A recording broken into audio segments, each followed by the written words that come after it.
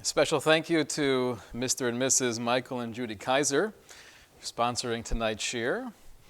The shir is in honor of the 35th yard site of Mrs. Kaiser's mother, Chaya Merrill, Bas Rabbi Chil HaKohen. Her neshama should have an aliyah, Mr. Hashem, through the continued growth of the mishpacha and the avodas Hashem. I'm sure the neshama will be soaring.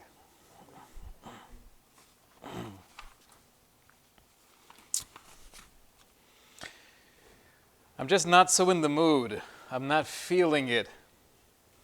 It's hard to bring myself to do what I feel maybe I should do, maybe I want to do. And we live in a time where, Baruch Hashem, we're very understanding of psychological struggles and different challenges we may have personally, culturally, within my family, within my community.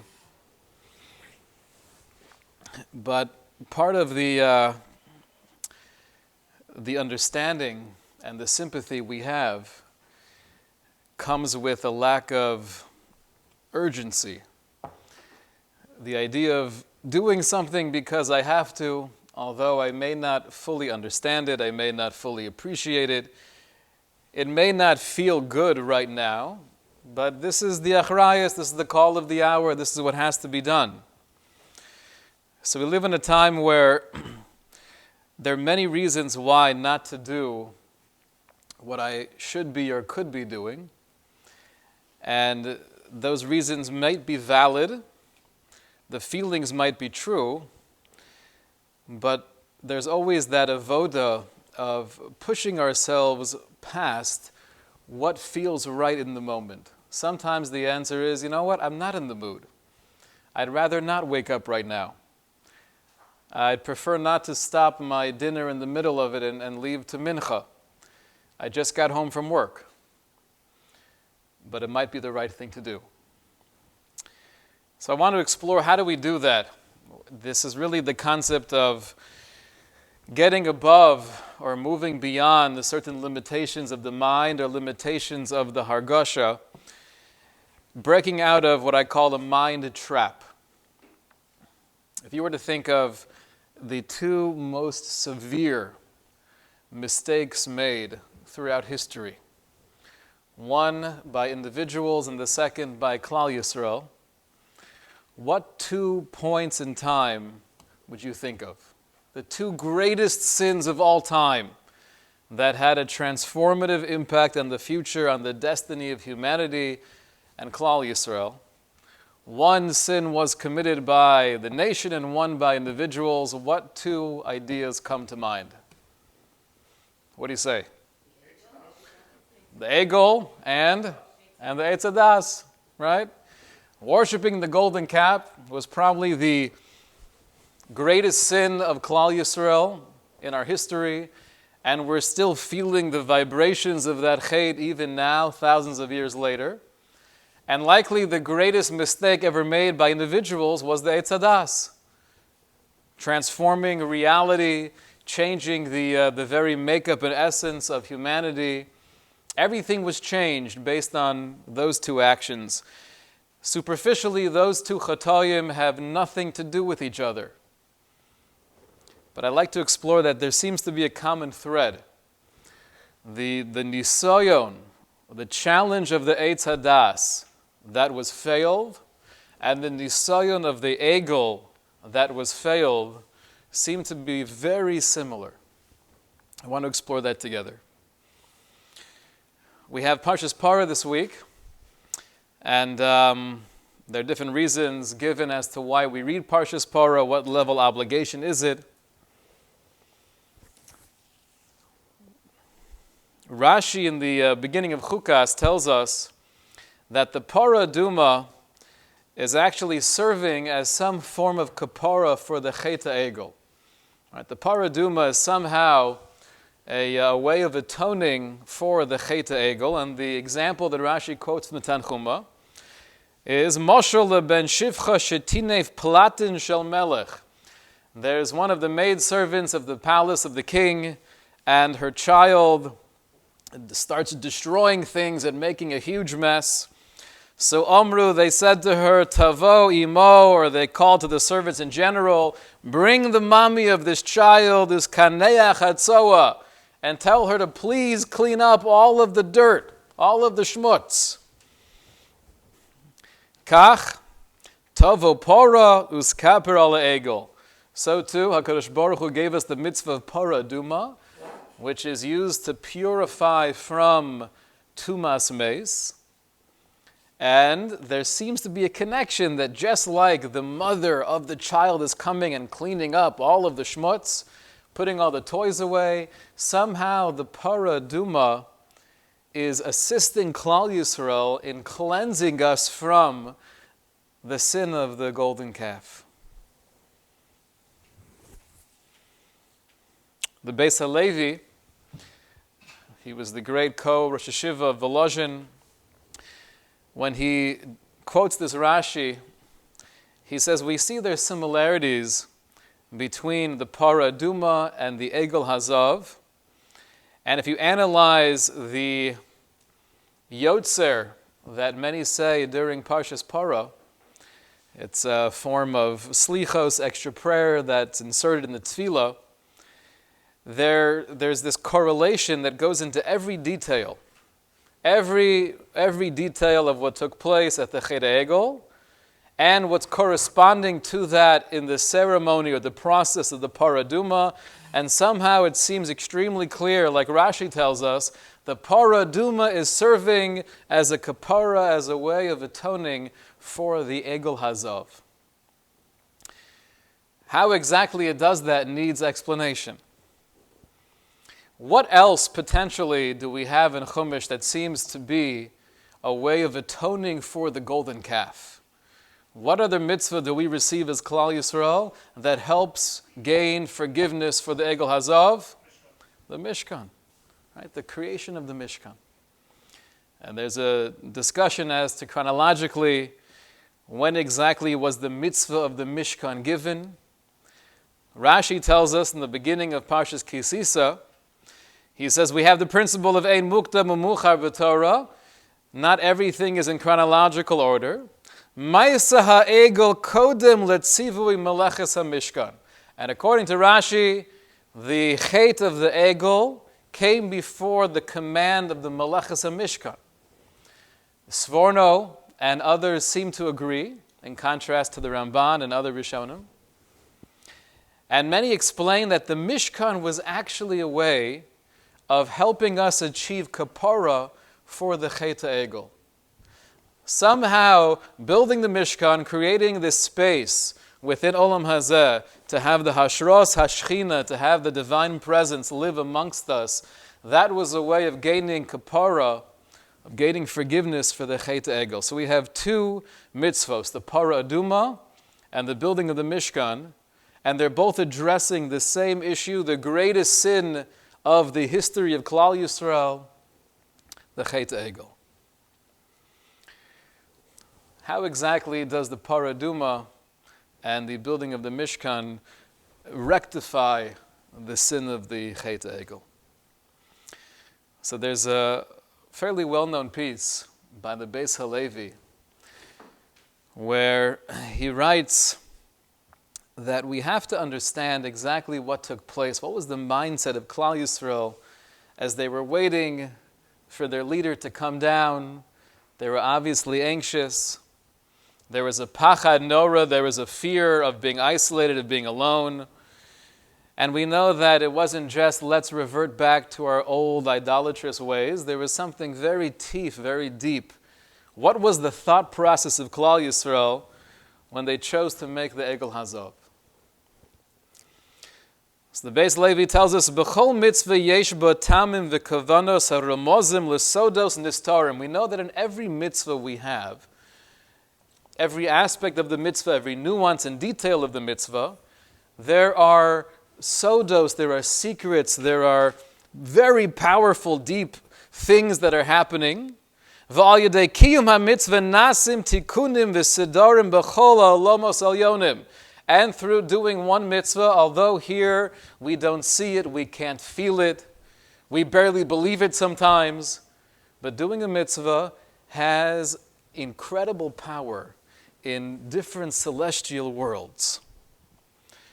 Shekol ma shenase b'chol protov yesh behem tamim nelamim. He says, for sure, when it comes to the creation of the Mishkan, and the Torah does not speak sparsely about all of the details and every aspect that was needed, and the kelim and the kroshim and the perochis and all the different aspects of the Mishkan.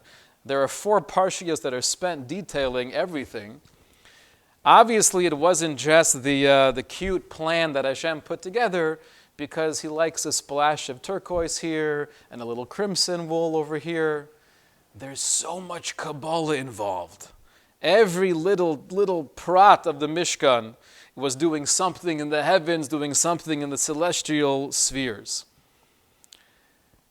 Klal Yisrael, explains the Beis Levi, understood that there was this plan, potentially, for them to do something here in this world, using physical material, organic material, that will actually make the presence of Hashem more tangible.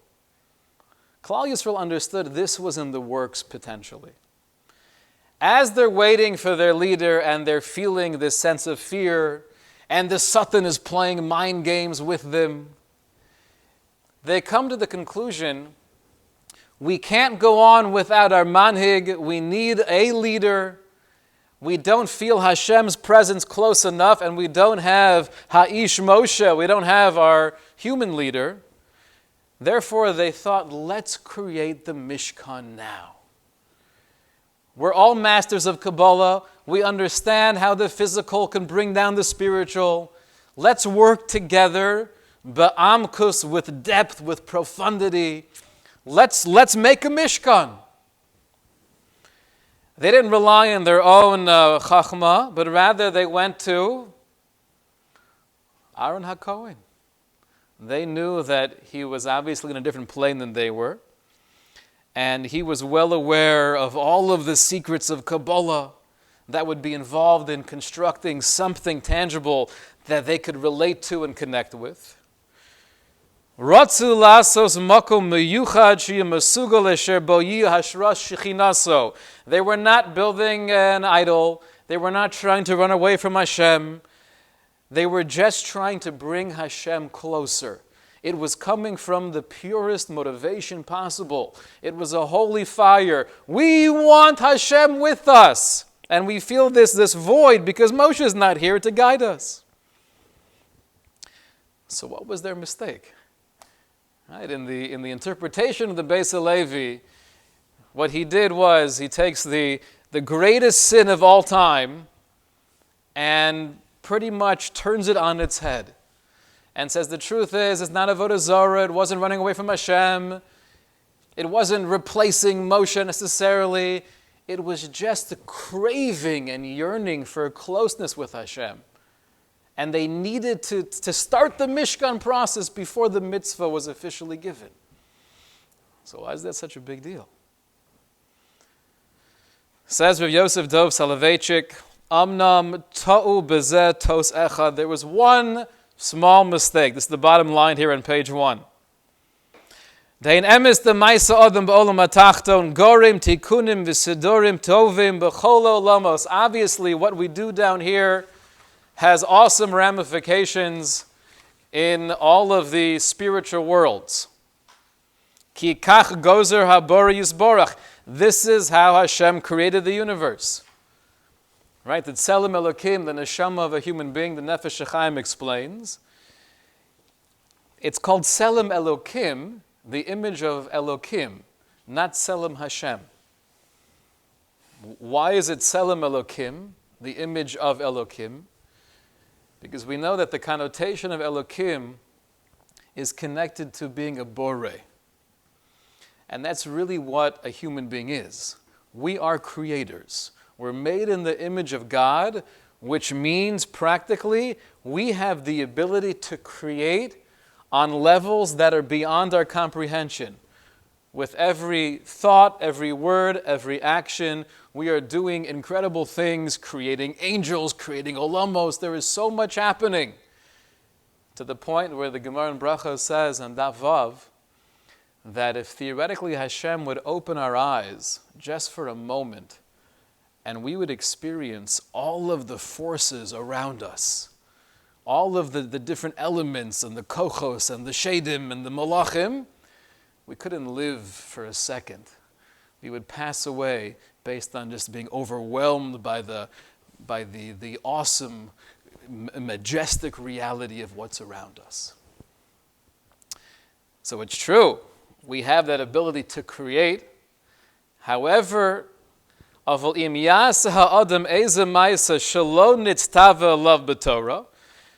if we choose to do something that was not instructed by Hashem, midas atzmo, it's based on what feels right or what I think is correct, as oso maisa eino moel klum, that action doesn't have any impact.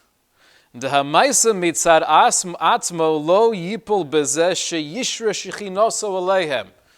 So theoretically, it could be together working with Aaron. They could actually build, based on physical material, something that would enable the Jewish people to feel Hashem more and bring them a sense of comfort. But it wasn't the tzivui, it wasn't the command, and therefore it doesn't work. Right? You could build this beautiful edifice, and it looks the exact same potentially as a Mishkan, but there's only one thing lacking, namely, you were not commanded by God. And therefore, the electricity is not working. It can't function. That was the mistake. That was the Chet HaEgel. Beis Halevi concludes, he says, therefore, when the mitzvah of Parah Aduma was given to Klal Yisrael, Kasher Tziva Hashem es Moshe, to take the Parah Aduma, the mitzvah of the Mishkan that was given to Klal Yisrael to build the Mishkan, they were given all of the exact details of how to build it, what to do, how the measurements, the exact formation. And then it keeps on saying in Parshas Pekudei, Kasher Tziva Hashem es Moshe.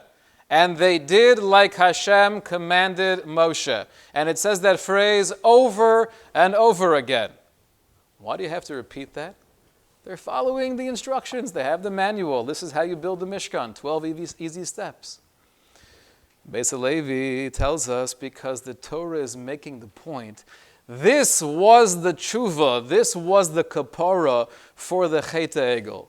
The Chet HaEgel was allowing themselves to do something without the Das Torah, without Hashem's instruction, but midas atzmam, it was based on their own feelings and their own desire to connect, but not through the guidance of Torah.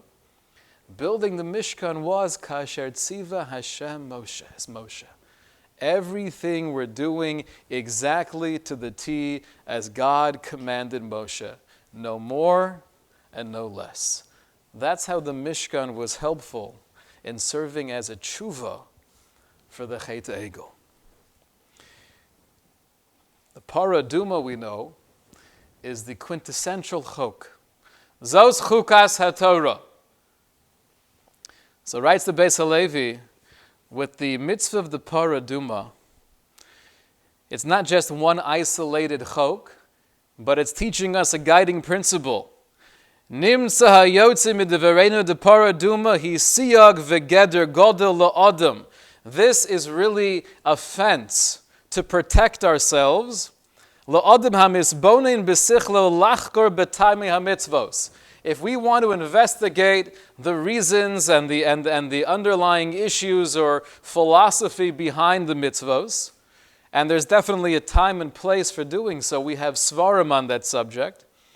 But if we allow ourselves potentially to get carried away and to be more concerned about the reasons or the philosophy behind the mitzvah than the mitzvah itself, the mitzvah of Parah Aduma is coming along and telling us, remember, just like you don't understand Parah Aduma, just like you can't relate to what's going on, and even Shlomo HaMelech said it's beyond me, That's true with every single mitzvah of the Torah. Zos chukas haTorah. Even the mitzvahs that we think we understand, there is so much more depth, there is so much more meaning, there is so much more sod and Kabbalah attached to everything that we're doing. And therefore, the Parah Duma is another way, another eitzah, another helpful hadracha that Hashem is giving Klal Yisrael. Don't get carried away with your seichel. Don't think you're going to understand everything, because no matter how hard you try, there are certain things that are beyond you. And the truth is, everything is beyond you. It's not just this one mitzvah, but it's all the Torah. It's every single word, every single letter of Torah shebichsav and Torah shebal peh. It's endless in its depth and its breadth. It's beyond you. Don't worship the mind. Realize that there's so much more that the mind will never grasp. So according to the Beis HaLevi, we now understand the reason for the Egel Hazov in the first place. It was coming from this desire to connect more with Hashem, to feel Hashem's presence. The mistake of the Egel Hazov was the fact that it was not commanded by HaKadosh Baruch Hu. They took it really in their own hands, and that's why it didn't work, because you could do the exact same thing. But if the tzivui, if the command of God is missing, there's no magic. There's no energy. And therefore, the mitzvah of the building of the Mishkan, right? They did exactly like HaKadosh Baruch Hu instructed them to do. That was a kapara for the Egel Hazav. And the mitzvah of Parah Duma, the realization, the recognition that we know nothing in the vastness of the universe and the depth of the Torah and the complexity of the mitzvos. And therefore, we will not make the mistake again of the Egel Hazav. So the golden calf is really the worshiping of one's own assessment. Bowing down or giving too much reverence to my own conclusion of how I think this might bring me closer to a Kadosh Baruch Hu, but it's not actually in line with halacha. That was the chait of the golden calf. In the 15th century, after the Inquisition, one of the great minds of the time, Rav Yosef ben Chaim Yavitz, he wrote a beautiful commentary on Pirkei Avos, not to be confused, by the way, with Yavitz as a reference to Rav Yaakov Emden. But this is earlier than Rav Yaakov Emden. And he also wrote the Orach Chaim. And the essay Orach Chaim, the Yavitz deals with the trouble or the danger, the risk involved when allowing oneself to become too philosophically oriented. And he shares with us his own, eyewitness testimony of what he saw during the Inquisition. Who were the Jews living in Spain who actually had the courage, who had the strength of character, who had the bedrock emunah and bitachon to say, I'm not going to play any games. I'm not going to pretend to convert. I'm going to do whatever I possibly can to save myself and my family and to save my Judaism. And if that means going to a far-off land, somewhere in the middle of nowhere, we're going to get on the boat, we're going to pack our bags, and we're going to leave. And who are the people who just couldn't part with their possessions, with their home, their business? They were wealthy, they were influential, and they couldn't pull themselves away. And eventually, they did fall prey to the pressure. Writes the Yavitz, he says, in the Golis Svard, Ba'avonoseinu harabim, Rov hamis aparim b'chochma, the majority of those people who took pride in their wisdom, in their Torah knowledge, b'masim tovim, or they held themselves on somewhat of a pedestal regarding their involvement with Torah and chesed. Kulam hemiru as kavodam b'yomar. On that bitter day, all of the intellectuals, all of the philosophers, all of the people that could run circles around you in any interesting debate about theology. Yomar took off the yarmulke, called it a day, because they didn't want to lose everything they were working so hard to attain. So the Abarbanel, I assume, was in a league of his own. Right? His partner, though, forgetting his name right now, but the other minister of finance, he was in this category, and he did not have the gevura to leave. Va'anoshim va'amei ha'aretz. However, right, the plain, simple people, va'amei ha'aretz, and the ignorant people, what do? Masru gufam umamonam al kedushas boram. They were ready, willing, and able to sacrifice everything they had, every possession, even their own lives, al kedushas boram, for the sanctity of a Kadosh Baruch Hu. And the mashal that he shares and is analyzing these two different very, I guess, the result of what seems to be piety and chachma, people who are priding themselves in their wisdom and then just losing everything, in contrast to those who seem to be much more ignorant and disconnected from the depth of Torah, but somehow they stayed so rooted. The mashal, he says, is you have a tree. You might have this massive, beautiful tree with its branches, going high above the ground, and its leaves are gorgeous, giving you a lot of shade. But if it's not firmly rooted, then you have a wind come. Here in Florida, we do it by category, right? Have a category 2, it's not going to stand. Because it might be gorgeous, it might be strong looking, but it's not firmly rooted. Writes the Yavitz, on the other hand, if you have a tree that is firmly rooted, going deep into the soil, although it doesn't look like much above the ground, and you walk right past it and you're not going to say, Ma ilana, what a beautiful, gorgeous tree. It's not going to strike you. You won't notice it. However, you'll have a category 5, where buildings are being destroyed, but that tree is going to stay strong because it's firmly rooted. Those were the Amaratzim, because they didn't confuse themselves with their seichel. Right? That's the assessment of the Yavitz. A similar idea we find in the writings of Rav Nachman Mibreslov. He says that Kisha Adam Holech Acher Sichlo v'Chachmaso. When we go solely based on our intellect, on our reasoning, on our individual or subjective assessment of the situation, yuchal lipol bata'usim u'mechsholos rabim, we could fall into major traps, get ourselves into trouble. V'lovu lidei ro'os gedolos, and it might actually lead to great evil. Iker hayadus, what is the main feeling or the main connection with Judaism? Right? So Nachman Breslov, who rak leilich betamimus ubepshitus, to be able to go with a sense of wholesomeness, with a purity, with a simplicity, bli shum chachmos, without confusing ourselves with the seichel.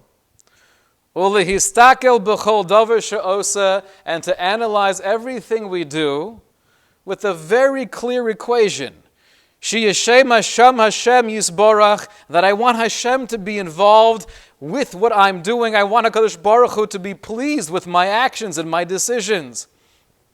Ulebli lahashkiach klal al kavod atzmo, without worrying too much about how I look, how will they perceive me, what's my reputation going to be?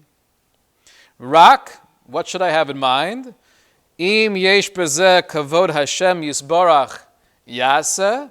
If this will bring more kavod shemayim, if this will uplift those around me, then yasa, then do it. V'im lav, and if it won't bring kavod shemayim, regardless of what that means for me, then love, then don't do it. It sounds so incredibly simple. What makes it so complicated? because we get so convoluted and everything is complex. So there is a hashkafa here that I think it has to be understood, because superficially this hashkafa is not necessarily Judaism. The Yaibitz is telling us, and Rav Nachman Breslov is sharing with us, that sometimes we could get confused and stuck and trapped in the seichel and then miss the boat. The answer to this problem is not, forget the seichel, forget the intellect. We don't care about the das and the chachma and the bina so much. That's not a main thing. Just feel it. Just live it. Just breathe it. That's obviously not the Torah approach either. The first out of all the bakashos in the Shmona Esrei, the first thing we ask for before refuah and parnasa and geula, what's the very first thing? Give me das. I want to understand myself. I want to understand others. I want to understand the Torah HaKadosha. Take me deeper. Give me seichel. This hashkaf is not to mitigate the importance of yearning for seichel. The only way we have a chance of fighting the Yetzer Hara, of growing and making real strides towards Hashem, is through utilizing the mind. That's how we learn Torah. We have to utilize the mind. That's part of the process of tefillah. We very much cherish the seichel to the point that the tefillin shel rosh has more kedusha than the tefillah shel yad. The rosh is viewed as the melech of the body because everything is based on the brain. The warning, though, the caution that we find from the Yaivitz and from Rav Nachman Breslov is, don't fool yourself or don't allow yourself to get stuck into a position where all you are is your mind. All you are is your intellect trying to make decisions and therefore veering off what perhaps is the Derech HaTorah. The Derech HaTorah is, I want to know the Ratzon Hashem. And within the Ratzon Hashem, obviously to utilize the Seichel, to maximize my mind, to use it aggressively.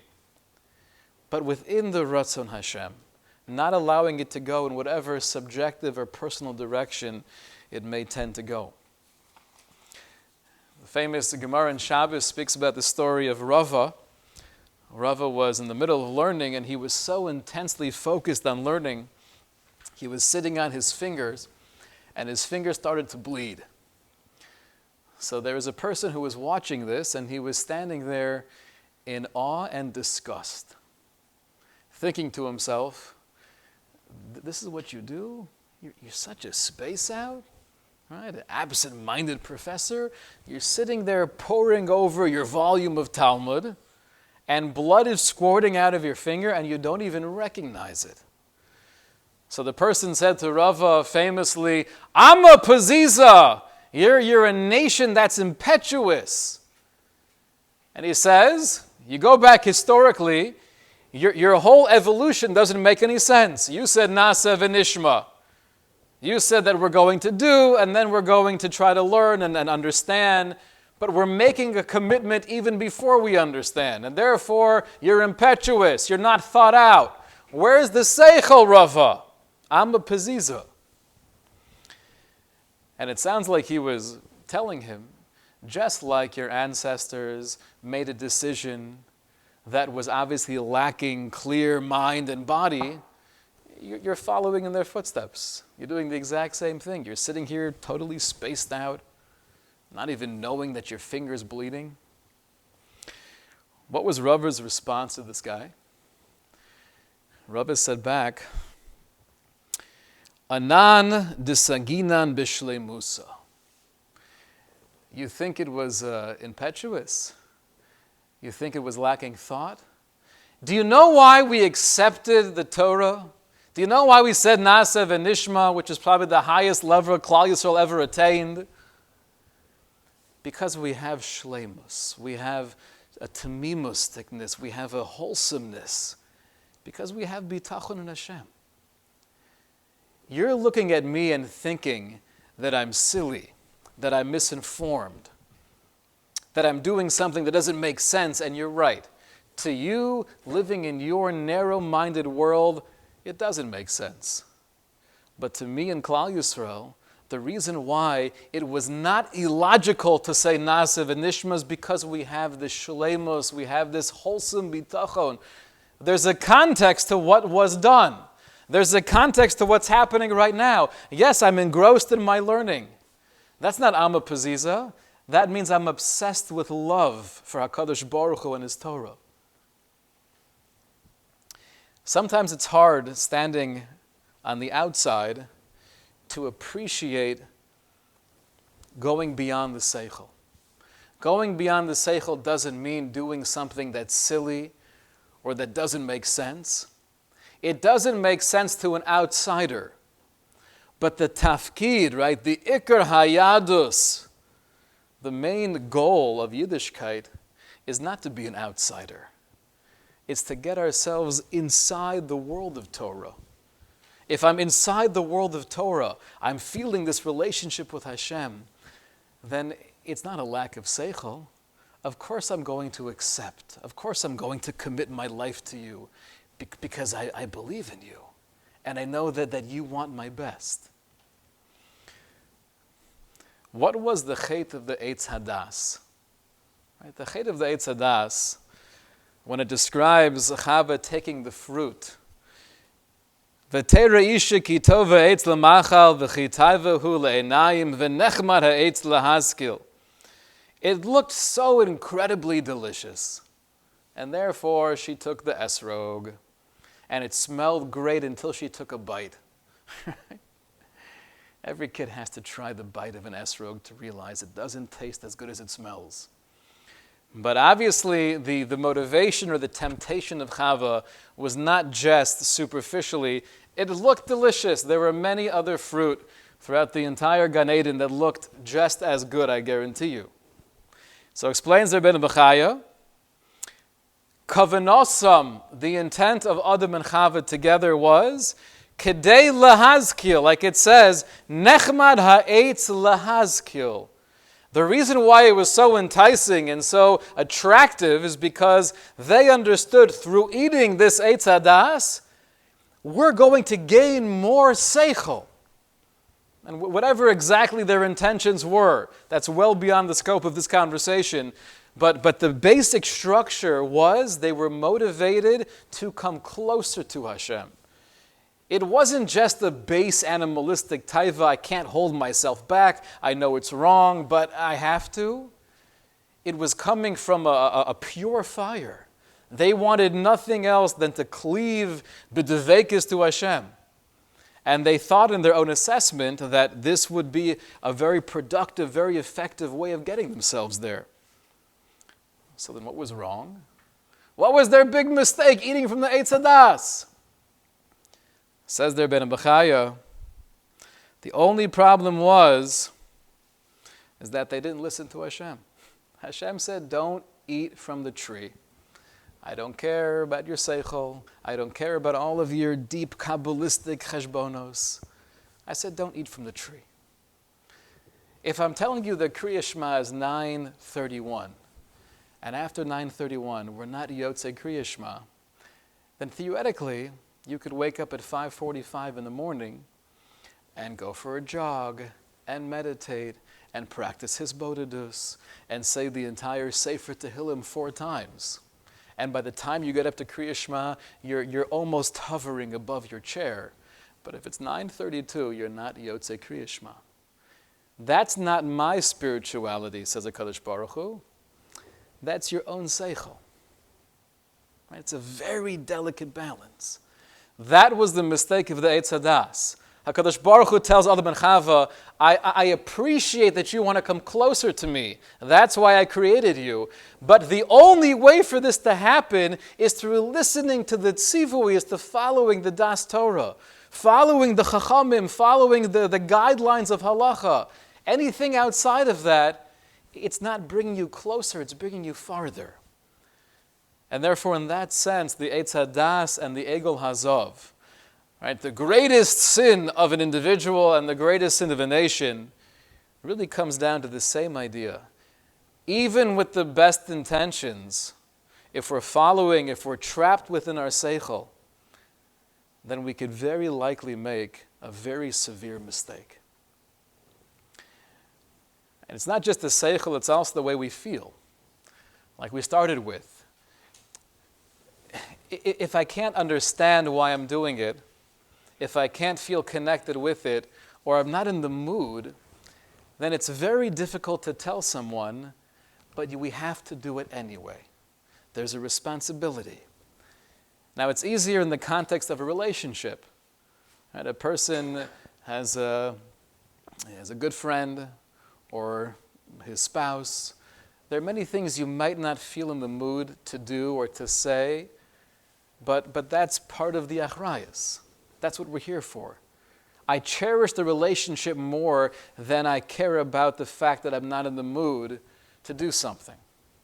But in the context of Judaism, in the context of halacha, it's harder for us to perceive it in that way. I think especially when we deal with millennials, and millennials do get a bad rap, but there is something to be said that growing up in a society where many of us didn't have those same struggles. There was no fear of maybe not having a job next week, of maybe not having enough food to really sustain the family. And so much of the education, so much of the hashkafa that we're exposed to is do whatever you want. Find your dreams. Become who you really are. Discover yourself. And there's a lot of good, a lot of positive within that, but there's a lot of danger as well. That if I'm not feeling it, and it's not who I am, so then I won't do it. The Chadushei Arim says that when we have the mitzvah in Kriya Shema, that we have a mitzvah of Avas Hashem, b'chol levavcha, b'chol nafshecha, b'chol meyodecha. So what does b'chol nafshecha mean, to love Hashem with all of your life? So it means even if that requires giving my life. So what does b'chol levavcha mean? With all of your heart. And how is that connected to b'chol nafshecha? Explains the Chadushei Harim, the grandfather of the Sfas Emes. He says that Tzarech ha'odem lavod es Hashem yisborach b'chol levavcha, v'gam kasher ein libo pona la'avodas Hashem yisborach, which means even if my heart is not with me, even if I'm not feeling it, afilu notel levavcha, even if my heart is not here, I'm still going to serve you, HaKadosh Baruch Hu. Ein hu poter mikach v'tzarech la'avodas Hashem b'chol matzav u'b'chol darga. So I might not understand. I might not feel super comfortable with it. I obviously have to have the premise that I know at least on the yisod that this is the right thing to do. But once I'm in the world, I'm not standing on the outside. B'chol levavcha is, even if I'm not feeling it right now, I'm an Eved Hashem. I'm devoted to a Kadosh Baruch Hu. This is my life. This is my whole she'ifa. This is my goal of being alive. And the fact that I might not have my seichel line up with the mitzvah, and I might not have my leiv line up with the mitzvah, it doesn't mean, therefore, I'm going to hold back or stay in the sidelines. But l'chol levavcha means I'm still going to approach it and give it every ounce that I have. Okay, shkoyach.